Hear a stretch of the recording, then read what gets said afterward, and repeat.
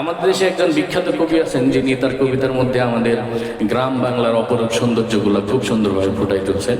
সেই কবিকে আমরা পল্লী কবি বলে থাকি। বলেন তো নাম কি তার? পল্লী কবি জসীমউদ্দীন। উনি বিখ্যাত হয়েছিলেন যে কবিতাটা লিখে, সেটা হলো কবর কবিতা। তা কবর কবিতাটা মূলত একটা হৃদয় বিদারক কবিতা, কারণ এই কবিতা একজন দাদা তার নাতির হাত ধরে ধরে নিয়ে গিয়ে পরিচয় করা যায়, এটা তোমার দাদির কবর, এটা মায়ের কবর, বাবার কবর।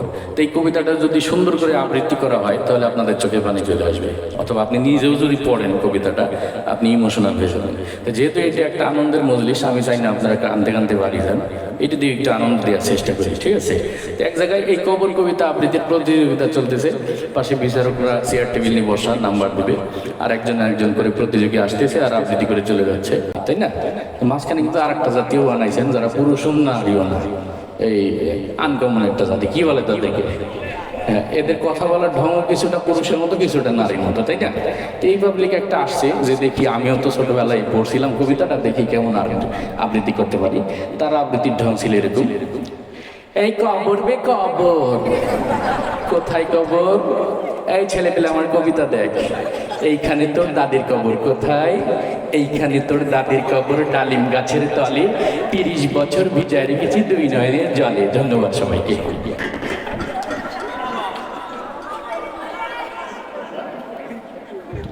সম্মানিত উপস্থিতি, কবিতার মধ্যে দেখা যায় একজন কবি তার কবিতার মধ্যে এই একজন উপন্যাসিক তার উপন্যাসে যত বড় একটা কাহিনী লেখে, একজন কবি তার 10 লাইনের কবিতার মধ্যে পুরো কাহিনী নিয়ে আসতে পারে, তাই না? আমাদের দেশে একজন বিখ্যাত কবি আছেন, যিনি তার কবিতার মধ্যে আমাদের গ্রাম বাংলার অপরূপ সৌন্দর্যগুলো খুব সুন্দরভাবে ফুটাই তুলছেন। সেই কবিকে আমরা পল্লী কবি বলে থাকি। বলেন তো নাম কি তার? পল্লী কবি জসীমউদ্দীন। উনি বিখ্যাত হয়েছিলেন যে কবিতাটা লিখে, সেটা হলো কবর কবিতা। তো কবর কবিতাটা মূলত একটা হৃদয় বিদারক কবিতা, কারণ এই কবিতা একজন দাদা তার নাতির হাত ধরে ধরে নিয়ে গিয়ে পরিচয় করা যায়, এটা তোমার দাদির কবর, এটা মায়ের কবর, বাবার কবর। তো এই কবিতাটা যদি সুন্দর করে আবৃত্তি করা হয় তাহলে আপনাদের চোখে পানি চলে আসবে, অথবা আপনি নিজেও যদি পড়েন কবিতাটা আপনি ইমোশনাল হয়ে যাবেন। তো যেহেতু এটা একটা আনন্দের মজলিস, আমি চাই না আপনারা কানতে কানতে বাড়ি যান, এটা দিয়ে একটু আনন্দ দেওয়ার চেষ্টা করি, ঠিক আছে? এক জায়গায় এই কবর কবিতা আবৃত্তির প্রতিযোগিতা চলতেছে, পাশে বিচারকরা চেয়ার টেবিল নিয়ে বসা, নাম্বার দিবে, আর একজন একজন করে প্রতিযোগী আসতেছে আর আবৃত্তি করে চলে যাচ্ছে, দর্শকও আছে। তো প্রথম যে প্রতিযোগী আসছে সে মোটামুটি সুন্দর করে আবৃত্তি করছে। তার আবৃত্তির ঢং ছিল এরকম: কবর জসীমউদ্দীন, এইখানে তোর দাদির কবর ডালিম গাছের তলে, 30 বছর ভিজায় রেখেছি 2 নয়নের জলে। এতটুকু তারে ঘরে এনেছিল সোনার মতন মুখ, পুতুলের বিয়ে ভেঙে গেল বলে কেঁদে ভাসাইত বুক। এখানে ওখানে ঘুরিয়া ফিরিতে ভেবে হইতাম সারা, সারা বাড়ি ভরি এত সোনা মোর ছড়াইয়া দিল কারা। যাই হোক, অনেক সুন্দর করে আবৃত্তি করছে, অনেক নাম্বার পাইছে, সবাই বাবা দিছে। তো সে চলে গেল আবৃত্তি করে। এরপরে আসছে একজন নেতা, এলাকার একজন নেতা আসছে। সে চিন্তা করলো, আমিও তো ছোটবেলায় আবৃত্তি করছি, দেখি কেমন চর্চা আছে। তো নেতারা তো নেতাদের মতো একটা ভাবসাব নিয়ে আসে, তা নেতাও মঞ্চে আসছে এইভাবে। তা নেতারা তো মঞ্চে সবসময় গরম বক্তব্য দিয়ে অভ্যাস, তা ওই নেতার আবৃত্তির ঢংটাও ছিল কিছুটা এরকম: কবর জসীমউদ্দীন, এইখানে তোর দাদির কবর ওই ডালিম গাছের তলে, 30 বছর ভিজাই রেখেছি 2 নয়নের জলে। তার আবৃত্তি শুনে তো বিচারকরা উঠে দৌড় মারছে, পোলাপানো সব পলাই গেছে, তাদেরকে বুঝাই শুনে আনা হয়েছে। তারপর নেতাও চলে গেছে। তো নেতা চলে যাওয়ার পর আসলো আমাদের এই মাদ্রাসার হিফজখানার কিছু ছাত্র থাকে না, খুব লাজুক, মানে মানুষের সামনে কিছু বলতে চায় না, এরকম লাজুক কিছু পোলাপান আছে না। তো এরকম লাজুক একটা ছেলেকে তার বন্ধুরা জোর করে স্টেজে তুলে দিয়েছে যে তুমি একটু আবৃত্তি করো। তো তো লজ্জায় শেষ। তার আবৃত্তির ঢংটা ছিল এরকম: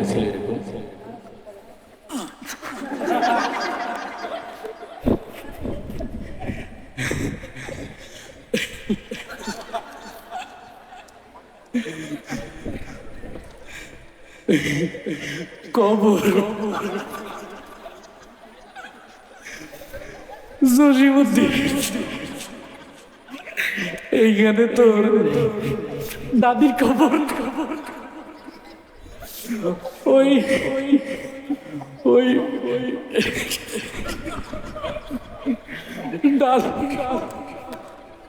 তো তো সে তো লজ্জায় বলতে পারতেছে না, তাকে নিয়ে গেল যে তুমি তো সময় নষ্ট করতে যাচ্ছ, তোমাদের দিয়ে কাজ হবে না।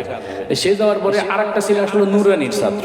আমাদের নুরানিতে কিছু পোলাপান দেখবেন যে হুদাই কান্দে, সবক দেওয়ার সময় কান্দে, খাওয়ার সময় কান্দে, খেলার সময় কান্দে, এর নাকি সবসময় দাদি নানির কথা মনে পড়ে। তো এরকম একটা ছেলেকে বলছে যে তুমি একটু কবর কবিতা আবৃত্তি করো। এই কবর কবিতার কথা শুনে তোর দাদির কথা মনে বেরিয়ে গেছে, ও তো আগেই কান্দা শুরু করে দিচ্ছে। তো তার আবৃত্তির ঢং ছিল এরকম,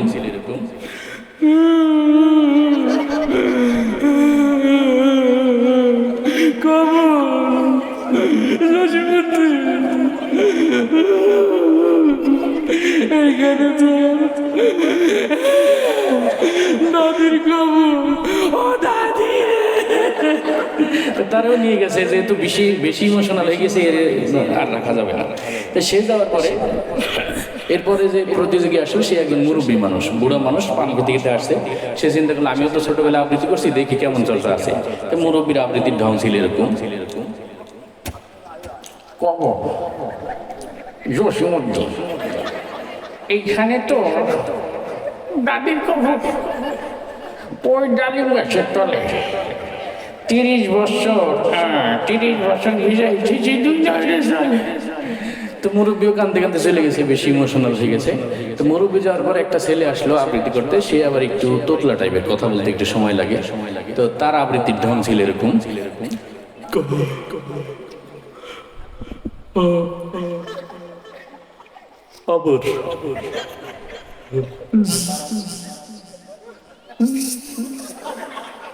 জসীমউদ্দিন, এইখানে তো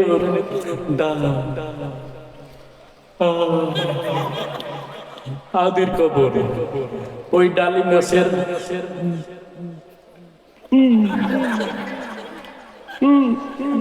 মানে সে আর সামনে যেতে পারছে না, তলে যায় আটকে গেছে আর কি। তো তারও নিয়ে গেল যে তুমি তো সারা ইচ্ছা শেষ হবে, তোমার আবৃত্তি শেষ হবে না।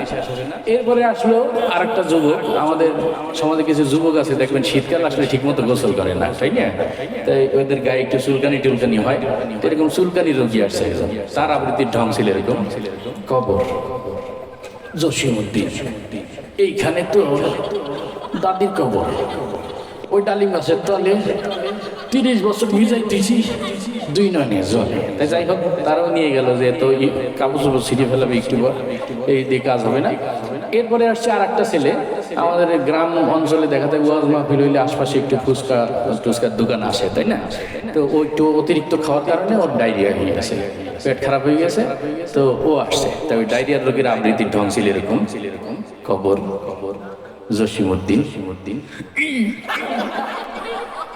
এইখানে তো দাদির কবর, ওইটা তো ওরে তাড়াতাড়ি নিয়ে গেছে, এতে স্টিল নষ্ট করে ফেলাবে একটু পরে, এর দিয়ে কাজ হবে না। তো সর্বশেষ আসছে একজন প্রতিযোগী, একটু আনকমন প্রতিযোগী। আমাদের সমাজে আল্লাহ তাআলা মানুষকে সৃষ্টি করছেন 2 ভাগে, একটা হলো পুরুষ আর একটা নারী, তাই না? মাঝখানে কিন্তু আর একটা জাতীয় বানাইছেন যারা পুরুষও নারীও না, এই আনকমন একটা জাতি। কি বলে তাদের, কি বলে? হ্যাঁ, এদের কথা বলার ঢং কিছুটা পুরুষের মতো, কিছুটা নারীর মতো, তাই না? তো এই পাবলিক একটা আসছে যে দেখি আমিও তো ছোটবেলায় পড়ছিলাম কবিতাটা, দেখি কেমন আবৃত্তি করতে পারি। তার আবৃত্তির ঢং ছিল এরকম, এই কবর বে কবর, কোথায় কবর? এই ছেলে পেলে আমার কবিতা দেখ, এইখানে তোর দাদির কবর কোথায়? এইখানে তোর দাদির কবর ডালিম গাছের তলে, 30 বছর ভিজায় রেখেছি 2 নয়নের জলে। ধন্যবাদ সবাইকে।